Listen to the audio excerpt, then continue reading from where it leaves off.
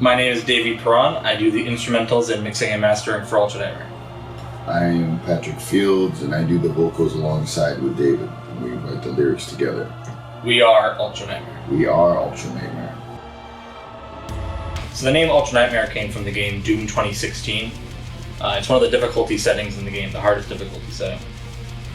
We are both huge fans of Doom 2016, and I especially am a huge fan of Doom 1993. It's probably the game I put the most hours in my life. We originally had a list of names that were all other video game references, namely Street Fighter.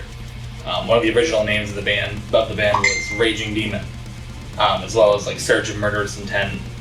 Instant Hell Murder, Sashimi Haru, all Akuma references because we love Akuma. Yeah. He's awesome. But the Assassin's Fist. So Mark of Kane is a gothic horror concept album. It follows the story of Kane from the Bible after he's been wandering the earth as an unscrupulous operator. We drew a lot of inspiration from gothic horror, of course. Things like Frankenstein, Dracula, Wolfman, Lovecraft, Edgar Allan Poe, and Japanese ghosts. Yeah, Japanese ghosts. So the album kind of tries to tie together all these concepts into one shared universe. Keyword try. Yeah, try. But I think we did a pretty good job overall. I'm really happy with the way that the lyrics came out and the way our music's evolved as it's gone on. We like to do ambitious concept albums, and this is another one of our entries. You know, previously we've done things like Exterminatus or Knee Deep in the Dead, or Nightmare Fuel, which is another horror-themed album.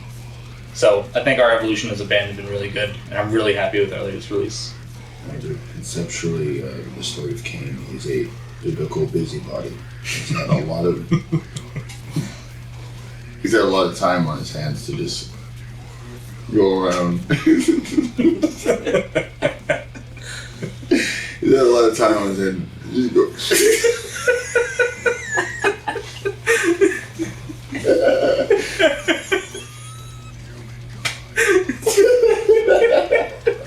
Biblical busybody.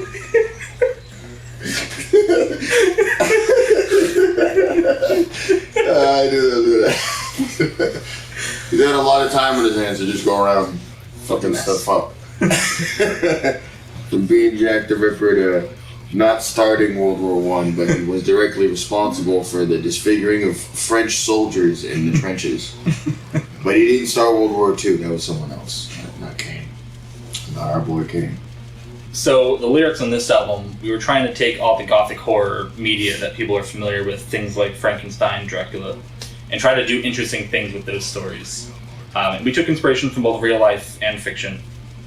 Some of the real life stuff we took inspiration from was like World War I with, Gul Cassé, which is broken faces. That was a term in French for the people that would come back from the war with literally half their faces blown off and tin masks made instead.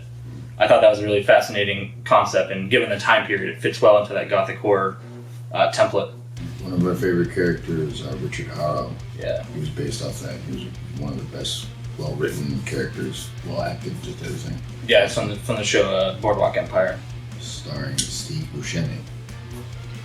Another instance of something that we took inspiration from was Frankenstein with the song Modern Prometheus.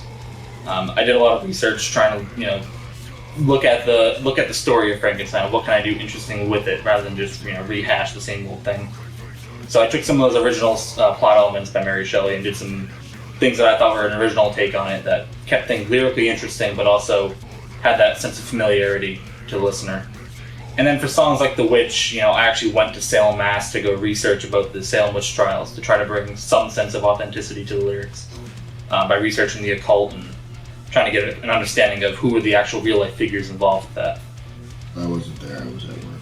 We try to have as much substance as we can, as well as still have, make it melodic, but also more accessible to everyone. The whole purpose is to make sure we have, quality. At the end of the day, it's always about quality music.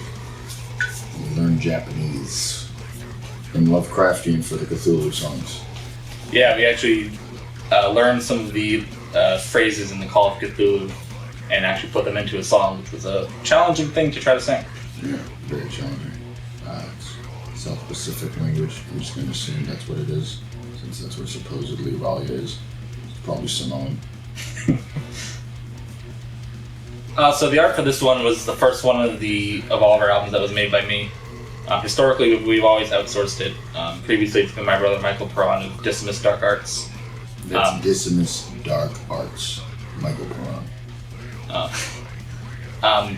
In the past, we've also tried to use like people we knew, like friends or girlfriends at the time, or we tried Fiverr before. But with this one, the aim was to try to make an album art that you would see and immediately think gothic horror. Yeah. So for me, that was things like cemeteries, fog, blood moon, and of course John Carpenter font.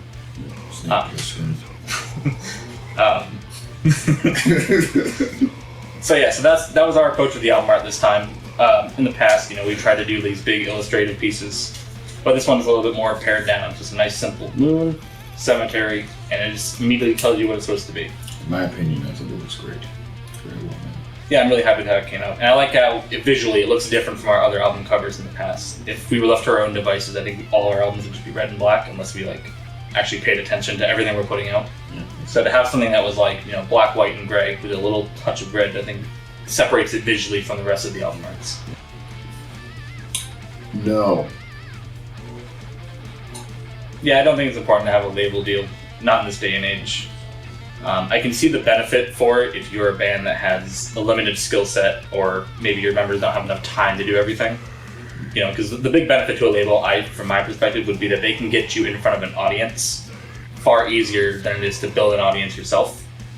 The other thing a label can offer you is resources that you can't provide yourself. Things like literally capital to provide funding to go get art, or even supplying artists, or sending you to someone who can mix your music. But for us, it hasn't been much of a. We've turned down all label deals so far. Namely because we want to retain all the creative control, and I also just take a lot of pride in the fact that this is something built by literally just two people and a computer in a bedroom.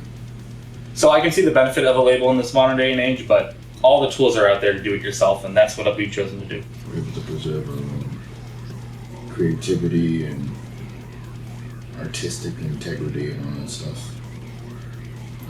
Some bands don't always have the creativity to be able to build upon stuff like that, but with our limited resources, we're able to make, I think it's 10 albums. Yeah, and over the past 2 years, we released over 50 songs across 10 albums. 2 guys and a computer. Just saying. It's possible for you to do that without a label. Yes. If you have, if you're very gifted, talented, creative, ambitious, driven, have great friends, you can do what we do too. Probably. Unless you die or something. Music, growing up, my dad was a guitarist in hair metal bands, and so I was always surrounded by, metal and guitars and music in general. About age of 6 or so, I started picking up the guitar and learning and taking lessons. And by age 8, I started diving pretty hard into metal, things like Cannibal Corpse, Obscura, Cynic. I was in the deep end pretty early, and at age 12, I started learning how to record. I started learning how to compose in the Guitar Pro and various other free softwares that were out there at the time. And so it just kind of evolved my skills as a producer on and on. And then about the age of 19, me and him were working at the same amusement park at the time, and we became friends, and we talked about starting a band together. I didn't have any confidence in me doing vocals, so I started doing the instrumentals, and he would handle the lyrics and vocals. And we discovered we really liked the workflow that we had, that we meshed really well. Chemistry.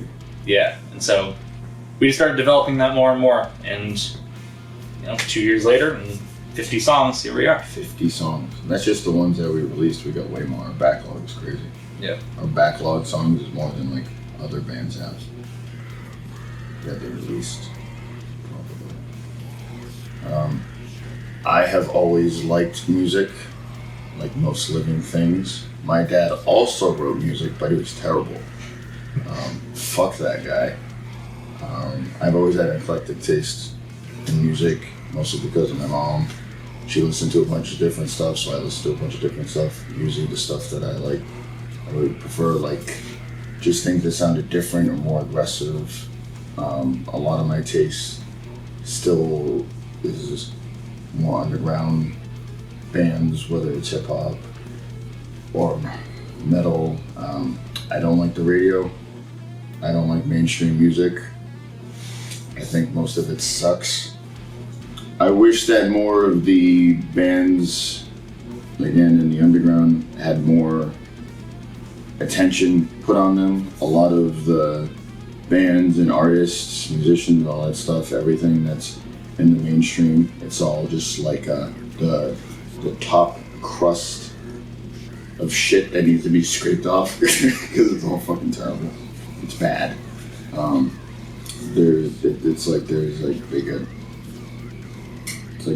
no creativity nowadays. It's all cookie cutter, accessible, auto-tune, simple riffs. It's not creative.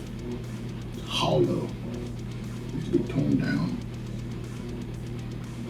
I would say what needs to change about the music industry is the way that revenue works on streaming platforms. I think that's the biggest change that could happen to make an impact. The way I understand it is that when you pay for a membership on something like Spotify, your $10 a month gets shared across every artist on the platform. And so as a result, artists with the most streams end up getting the biggest share of the revenue. But I know some companies like SoundCloud have experimented with a model that's takes your $10 and splits it across the artists you listen to. And I think that's a model that would work far better than the current one for keeping indie or independent artists afloat in the current economy. For example, it just makes sense that if I pay $10 a month to Spotify and then I'm only listening to Gunship and Ultra Nightmare, Two great bands. It would make the most sense that $10 gets split between the two of them instead of going towards big artists like colossal juggernauts like Drake or Billie Eilish. Very gifted and very talented. I love Billie Eilish musically. I've been really impressed with Alluvial's latest release, Sarcoma.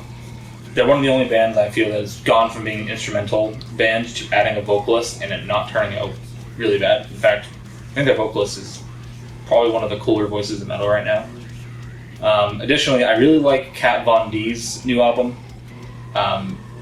She's doing some really interesting stuff, in the synthwave genre that I'm finding really appealing. Yeah, I found out about that literally today. I remember her on Miami Ink. That's about it. I hope Pixie makes music with her. It was like that character, a person, reality show, individual. I don't like anybody. Nothing has impressed me. Wait a minute, I was wrong. There are some bands that I like. There's a local band, Shadow of Intent. There's singer Bendur. We just saw them perform last night. They are phenomenal. They blew all the other bands out of the water. They're great, just like sound, everything. It's guys like these should be world renowned. For us, it hasn't affected us at all. We are a band that's studio only right now, and so we don't tour, so it hasn't affected anything like that. I think for a touring band, it's obviously going to have a huge impact, and it has had a huge impact. Being in lockdown for 2 years has, put a damper on a lot of bands that would traditionally be touring at this time.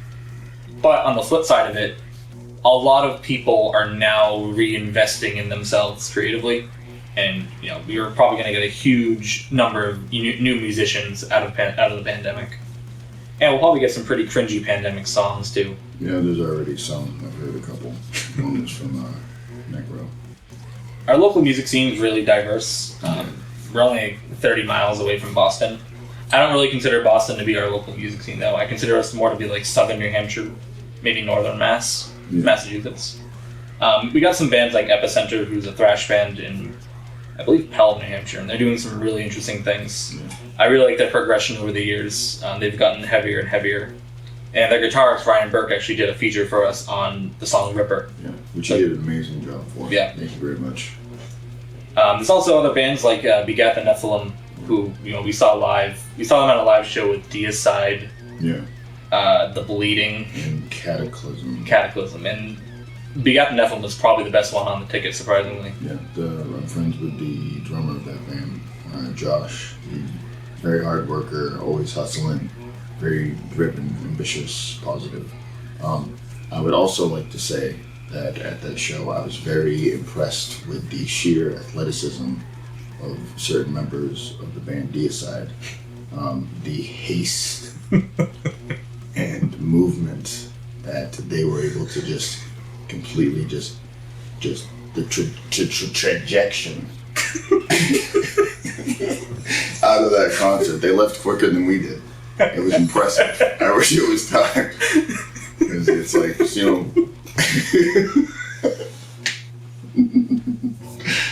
So when you get older, some people are like, do they still got it? No, these guys still got it. This dude can move.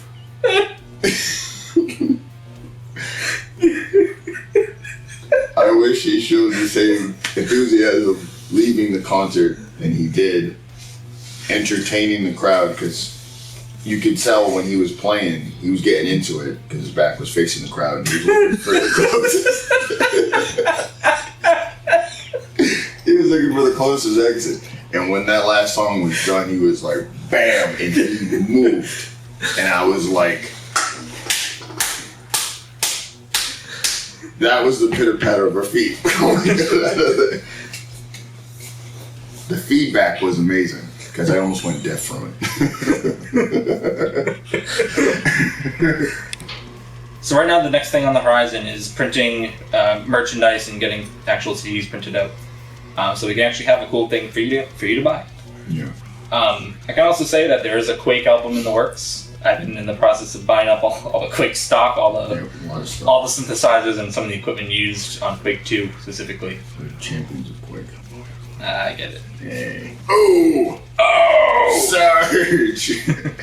So that's something that we have coming up. I think we're also going to shift our release schedule to something a little bit more. Instead of dropping albums, we've been traditionally dropping 3 albums a year, or more actually. And so we're going to switch to a model of probably releases. So that way we can focus on let's polish up one song that's really, really good and release that. That's the benefit of our workflow, is that when I'm done mixing and mastering it, there's no reason you can't get it right away. Yeah. And that's very agile in that sense. I try to make quality music and make it even more higher quality. Be very agile. Still no words. With haste. To show that we still got it. Also, we're going to be making music videos, short films, like different forms of media that are all going to fall under the umbrella of Ultra Nightmare, the Set in Scars studio. It's also a reference. Yeah, that's the other thing too about, that equipment's gotten so much cheaper that I think you're going to start seeing a lot of bands become a one-man production studio kind of thing. So you can expect to see some of that stuff from us, music videos, short films, and a lot more. Yeah. So stay tuned. Stay tuned. We are Ultra Nightmare.